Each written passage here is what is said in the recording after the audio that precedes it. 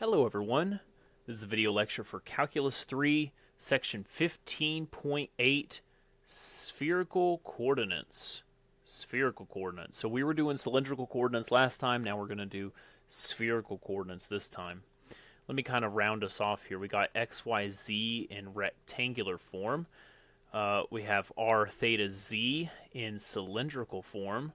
And now we're going to go to rho, theta, phi.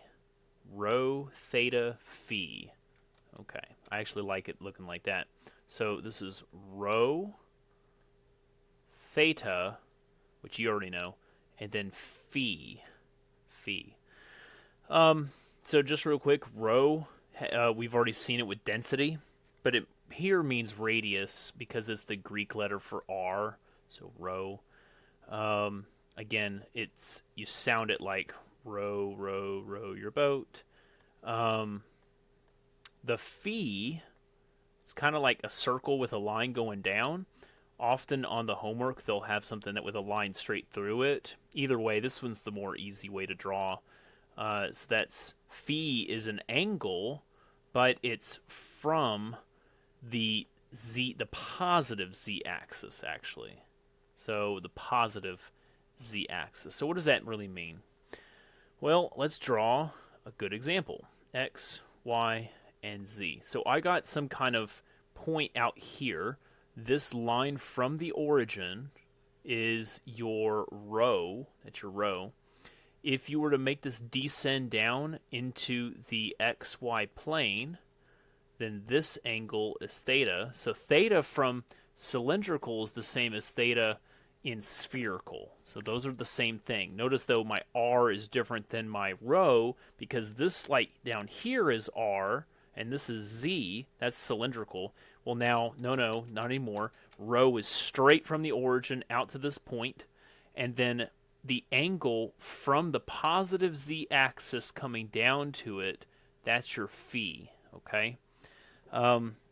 You can, of course, look into the book and see how it, looks. This spherical stuff is really neat, but it's a little different than just saying, oh, well, it's polar form and you slap a z on there like it was for cylindrical. It's a little bit more work. So one other thing, our triple integral dv will now have to be, let me show you what this turns into be. For cylindrical, it was r dz, dr, d theta, right? If you remember, there was that requisite r for this is rectangular, this is cylindrical, and so now what is it for spherical? Let me move this just a tiny bit. Triple integral of rho squared sine phi d rho, see I even messed up a little myself, d rho, d theta, d phi. Okay, whew, man.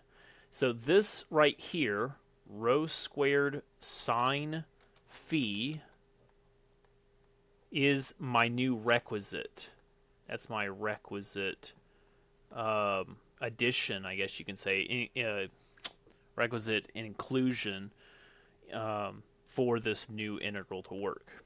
So like literally if you take this integral, it would be the same as saying a 1 in rectangular coordinates. I know that's kind of strange. That's why we have to go through this like this. Some more formulas are, of course, needed. You've got rho squared is equal to r squared plus y squared plus z squared. Notice it's the full radius there from the origin. Tangent of theta is still equal to y over x. That's, something we've already seen. Phi is the arc cosine of z over the square root of x squared plus y squared plus z squared. Now, honestly, I don't use that all the time. I do believe we're going to use it here on this next problem, but it doesn't come up as much. This one's great. That one's, of course, easy. I do this occasionally. So here's some more that are going to be important. X is equal to rho sine phi cosine theta. Y is equal to rho sine phi sine theta, and z is equal to rho cosine phi. Now these are very important. If you're going to be converting over, you got to toss these guys in from rectangular into spherical. pop it in, you're done. Notice that these have the sine and the cosine, that these xy's are in their own plane compared to z. Again, I've shown you this kind of diagram a couple times. You got xy plane according to your z-axis. So when you're coming down, that's your phi angle coming from the positive there. Because it's going, in a way, you're kind of looking at it like it going clockwise from the top. So really you're switching things around. Notice that my xy plane, you would normally say, oh, that's going to be cosine and sine for x and y. Well, it's been swapped on you, sine and cosine, because you're going from the top down. It's that maybe you've done one of those bearing questions, and bearing goes from north and it goes clockwise. You have to actually convert or reverse your sine and cosine as you would normally think about it, okay? So that's the analogy there. That's what it looks like. So let's now do a question. So I have 15,8004. We have 0, -6, 0, and we want to convert this rectangular into spherical. Okay, so how's that going to work out? Well, rho is equal to x squared plus y squared plus z squared, and then you square root it. So basically the square root of 0 squared plus 6 squared plus 0 squared. Again, negative squared is going to cancel out anyways. And you get a 6. So there you go. My tangent, I'm going to go theta is equal to my arc tangent of y over x. So -6 over 0. And I'm confused. Notice that we're dividing by 0. That's no good. So really what that means, though, is that your slope is going to be going straight up or straight down. We've got options of pi over 2 or 3 pi over 2, and I don't know which one it's going to be. Notice that my y is negative, meaning it's going down on my y. Therefore, it's probably the 3 pi over 2, the 270 degrees. All right, phi is equal to this arc cosine of, and notice that my z, go back to the formula, z divided by rho, essentially. So z divided by rho. And so we got arc cosine of 0. You're saying, hey, I'm looking for the angle where my cosine is equal to 0. When my x phi is equal to 0, and that's going to be at pi over 2. And you could just use a calculator for that one. And so we should just be able to plug them in now. We got 6. Theta comes next. 3 pi over 2. And then phi is going to be pi over 2. Okay, so there's spherical coordinates. Let's do some more converting and stuff. So we got 15,8009. Part A, we got x squared plus y squared plus z squared equals 36. And they say, convert this to spherical. Well, I know that this is rho squared equals 36. Therefore, rho equals 6. And that's literally all you type.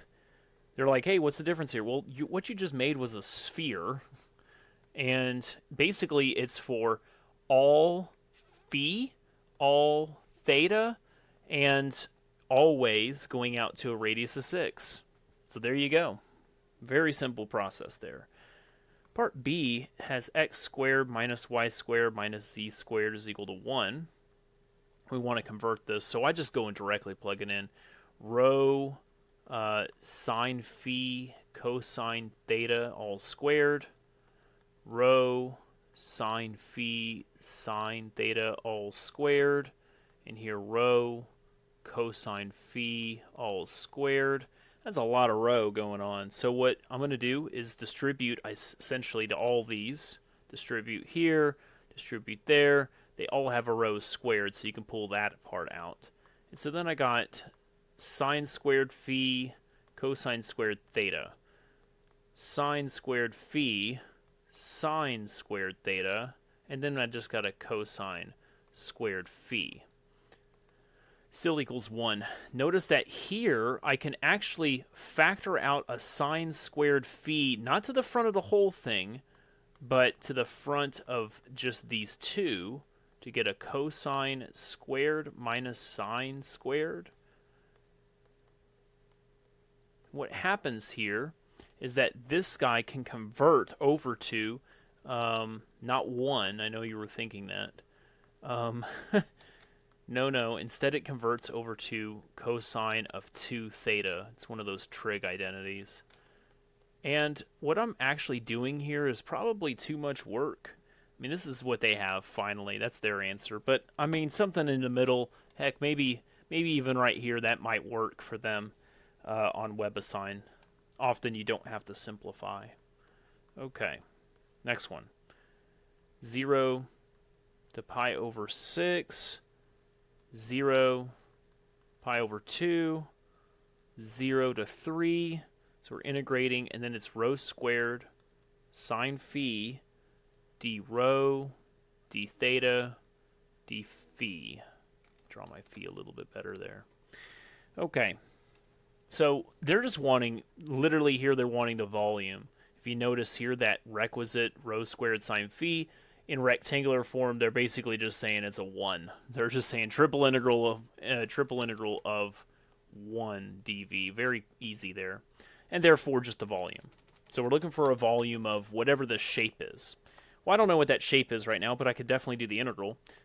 So let's start doing some math. First off, my rho squared, my rho squared here, my integral for that, should end up being now a rho cubed over 3 from 0 to 3, d theta, d phi. The 0 is going to cancel, but the 3's right there. Again, that's going to make 3 squared technically, because 1 cancels in the bottom, makes a 9, and you can toss it in the front. Sine phi, d theta, d phi. Do be careful, because your theta is the next one up, and you don't have a theta here. Which is kind of interesting. So I don't have a theta or nothing, so you just basically make a theta, and then you toss your numbers in. And so you toss in the pi over 2, and the 0 is going to cancel anyways. This guy can come to the front. It's very similar to if you had just a 0 to 2 pi in the other problems, and we just like toss it in the front. That's what I'm doing here as well. Very similar to that design. Okay. And so then, my integral of sine actually makes a negative cosine from 0 to pi over 6. Now be careful, the 0 is not going to cancel here, okay? You actually got to plug that one in. So pi over 6 is 30 degrees. Cosine at 30 degrees is going to be the square root 3 over 2. But whenever you plug in a 0, cosine at 0 is actually a 1. Notice that 1's actually bigger, so you'll have the 2 negatives make a positive in the end. Actually, you know what? This is good enough. Just stop right there. Their answer was very similar to this, so this is good. It's actually going to end up being a positive answer in the end, but that's good enough for them. Okay, next question. 15.8.023.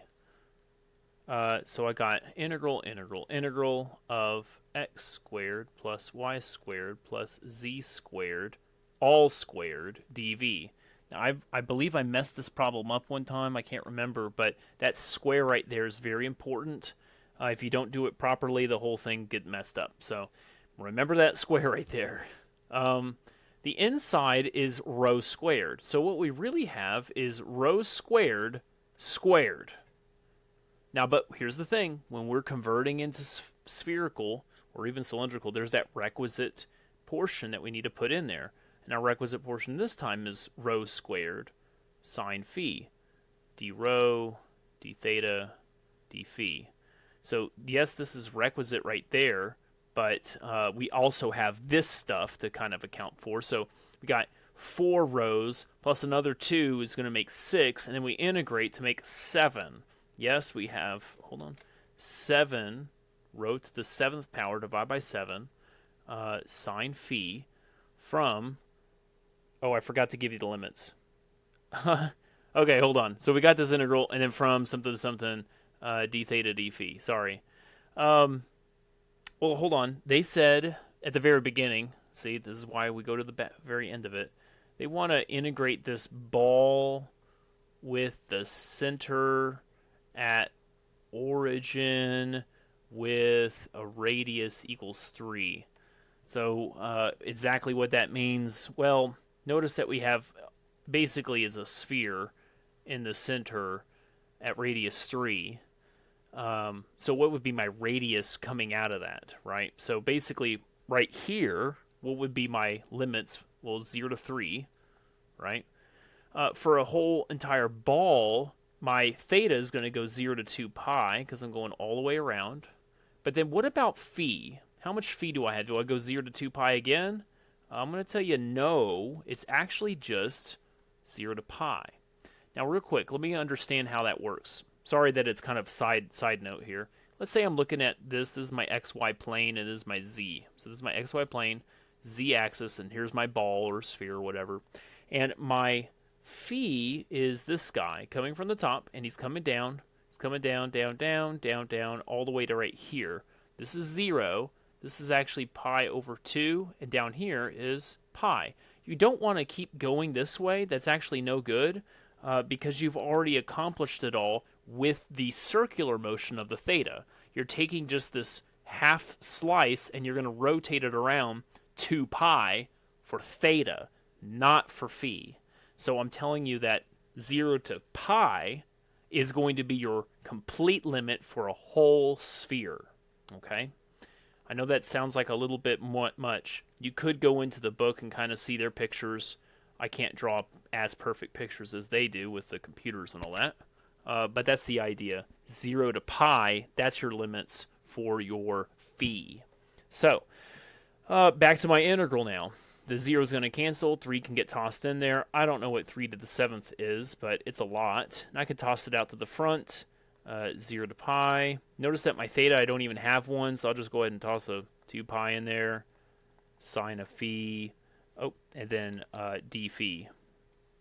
Again, that 2 pi can come out to the front. Let's just find out what 3 to the 7th is, because that's going to be annoying. 2187.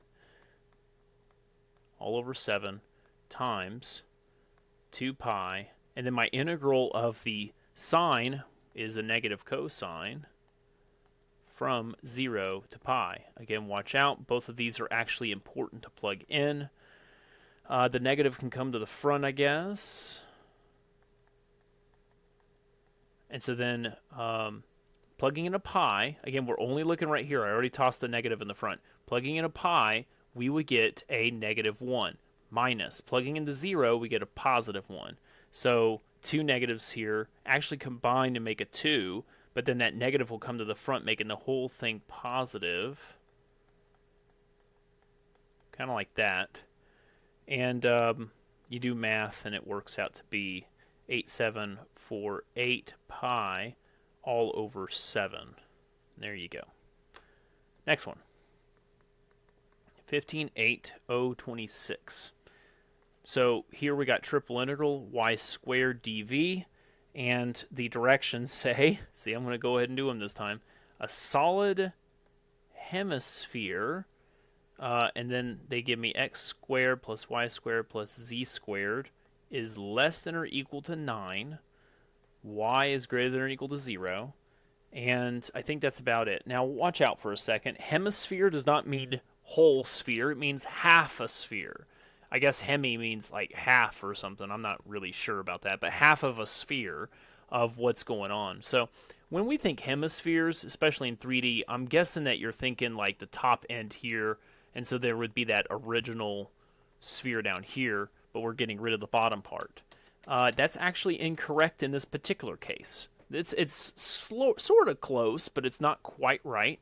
Notice that this y has got to be greater than or equal to 0 always. And so if I were to draw it, it's actually going to be, for the sphere understanding, it's a circle here along the xz plane, and then it kind of bows out towards the y. Drawing it again, we have the x, the y, and the z. There's a circle here, again for the xz plane, and it comes out here into the y. Okay, so if I could, and this is something I don't often do, I'm going to put y up in the air, and so I think that's a x and a z I think it might not be that way. But let's just say that it's close enough. And so it would be like that. It's going up on the y-axis, the y-axis. I don't know if I would really draw this out. I don't even know if that's oriented correctly. But that's the idea. It's going up on the positive y-axis, okay? It's going out this way. And then you just got this, like, it's like a gumdrop, kind of. Okay, now that we got our shape, let's go back and do one other thing. Notice here this is rho squared and less than or equal to 9. Well, basically rho square, or just rho is going to be 3. We're going to basically go from 0 to 3 on that when I start doing my integral. And so here we go. I've got, my original had y squared, and so I'm going to plug in rho sine phi sine theta all squared, and then my requisite rho squared sine phi d rho d theta d phi. Phew. So my radius is going from 0 to 3. That's pretty easy. My theta is kind of interesting. Let's zoom out a little bit here. I like this drawing the best because we're more used to it. That's my positive y there. If you notice, I'm trying to basically keep it here in the first two quadrants, quadrant 1 and quadrant 2, okay? Only quadrant 1 and quadrant 2. That's what this should tell you right here, quadrant 1 and quadrant 2, and that is it, okay? If that's the case, my theta going this way, my theta is actually only going to go from 0 out to pi. So 0 to pi for my theta. But then, if you're going to see this as, again, my xy plane and then my z-axis, and it's this hemisphere again, this way, right? Only going out towards the y. And what's my phi coming down this way? Well, it's actually going to go all the way until from 0 to pi. So that has another 0 to pi in there, okay? So all of my phi, but only half of my theta, essentially. So let's go ahead and start doing all this math. Notice that when I distribute this square here, I got rho squared, another rho squared is rho to the 4, and then when I integrate, I'm going to get rho to the 5th over 5. I got a sine. Notice that I got squared, and one more makes a cube phi, but then I got a sine squared theta. From 0 to 3, because I just integrated there, d theta, d phi. Tossing the 3 in there, 3 to the 5th is definitely calculator.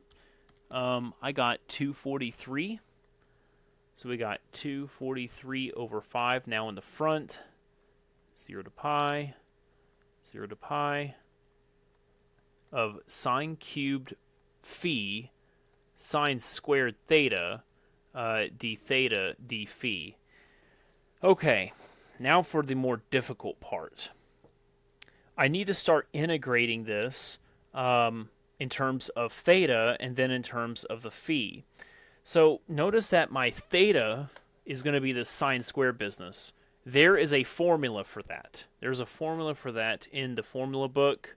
I recommend using that. It's a fairly commonly used formula. So I don't think you would memorize it, but it's certainly something that you could put on a note card.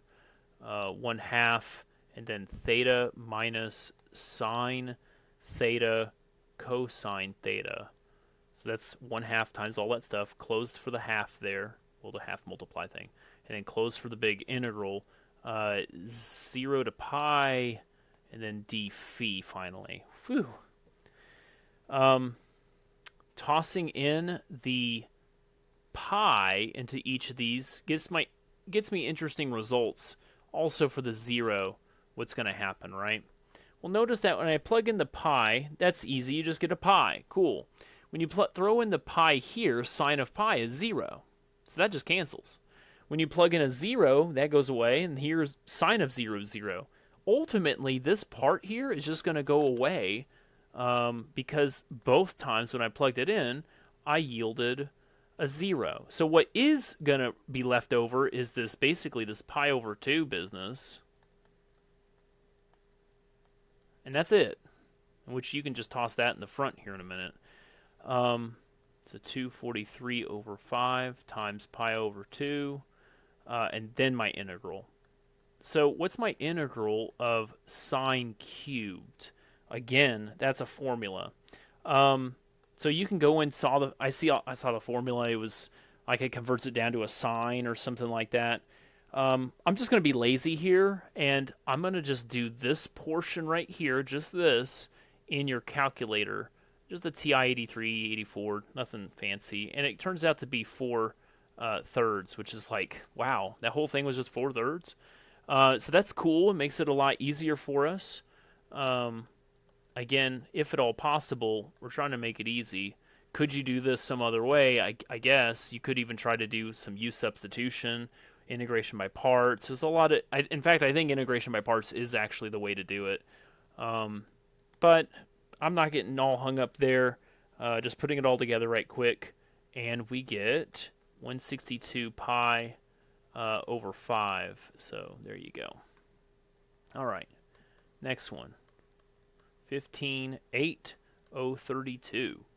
So we got the volume of a sphere,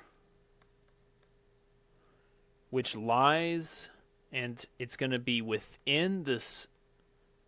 I'm sorry, it's not the volume of a sphere. I'm sorry, volume of a solid. Sorry, within the sphere. X squared plus y squared plus z squared is equal to 36. And then it says above the xy plane, and then below the cone, z is equal to the square root of x squared plus y squared. Wow, that's a lot. So one thing to keep in mind, and I think we've talked about this before, z equals r, essentially. What's going on here? That's a 45-degree cone that looks kind of like this, going up at 45 degrees. I think that 45 degrees is going to help us here in a little bit. Let's not get too hung up on it right now, but 45 degrees, keep that in mind, okay? There's a 1-to-1 ratio, which if you do the arctan, you'll get your 45 degrees. Here we got rho squared, so with the holistic seeing of it, it's rho equals 6, so we're going out to 6. And above the xy plane, I guess you can call that z equals 0, essentially, and so we want to be above it. Let me try to draw this. It's definitely not going to be perfect, but I'll do my best. So x, y, and z. I have a cone going up at 45 degrees, and then I have this sphere, okay? Now read it. It says within the sphere, below the cone. And so that's kind of weird. And above this xy plane. What's going on is that the xy plane makes this circle with the sphere. So there's my sphere on the xy plane, so it looks like a circle. And then I have this other circle up here where the cone and the sphere touch. What they're wanting is below the cone, outside of the cone. They want this stuff here. So like if you were to draw the shape of it, it kind of looks like this here. On the inside, it has kind of like a little cone shape on the inside. Think of it like a paperweight with like a little cone, and maybe you can put your pencil in there, you know. Maybe you can put an ice cream cone in there. So you put an ice cream cone in there with all your scoops of ice cream. That's a pretty big one.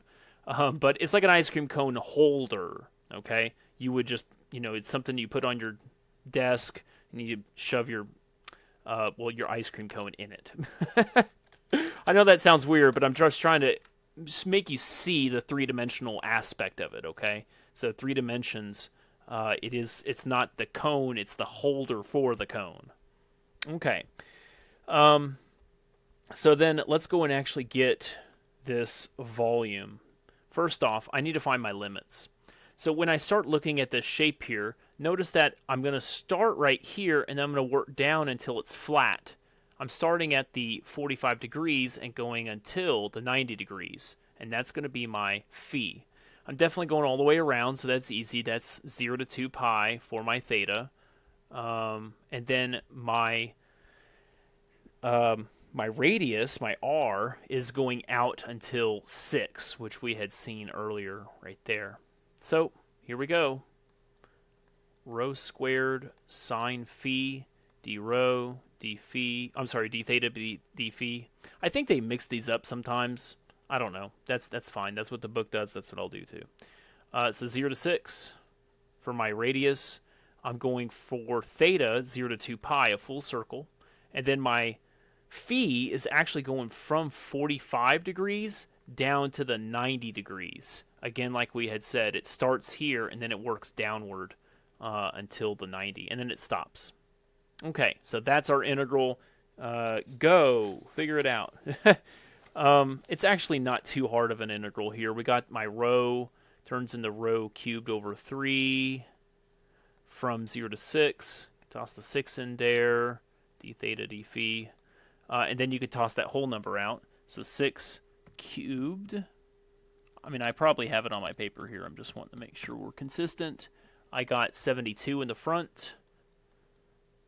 Sine phi, d theta d phi. Oops. I don't have any kind of thetas in there, so I could just toss it down. That would be a 2 pi. So 72, 2 pi, the 2 pi slide, or whatever you want to call it. And here, again, this is going to be 45 degrees until 90 degrees. And again, integral of sine is going to be a negative cosine. 72 times 2 is 144, I believe. Pi. And then I got a negative cosine phi from 45 degrees to the 90 degrees. So when you toss in 90 degrees, you're actually going to end up with a 0. Cosine of 90 is 0. But the 45, again, notice that it's like we have a negative already, and you had, I guess, top minus bottom. So you plug in this, and you had a 0 minus, and then something else. But this was already a negative from the actual formula. 2 negatives will make a positive in the end. We're expecting a positive volume anyways. So what is cosine at 45 degrees is a square root 2 over 2. And so my eventual answer is this guy here. Okay. And that's the last one for this section. Thank you very much. Have a great day.